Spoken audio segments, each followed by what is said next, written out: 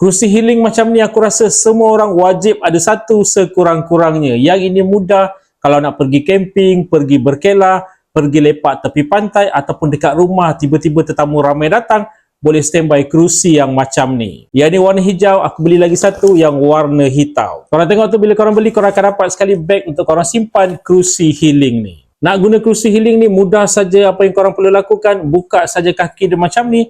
Korang tengok tu, yang aku beli bahagian atas ni dia tinggi, jadi dia akan support bahagian belakang korang sampai dekat area sekitar bahu. Kadang-kadang ada kerusi healing sangat rendah, korang nak bersandar pun tak boleh. Tapi yang ini, korang tengok boleh bersandar dengan selesa. Material besi dia pun sangat-sangat kukuh, boleh tampung berat lebih daripada 100 kilo. Bahagian bawah dia macam ni ada lubang, jadi kalau korang nak statikkan kerusi healing ni, dekat tanah korang boleh lakukan dengan mudah. Harga kerusi healing ni pun tak mahal sangat, kalau ada sangat-sangat berbaloi, sangat-sangat bermanfaat. Jadi kalau korang nak beli kerusi healing yang macam ni, aku letakkan link dekat bahagian bawah ni untuk korang buat pembelian.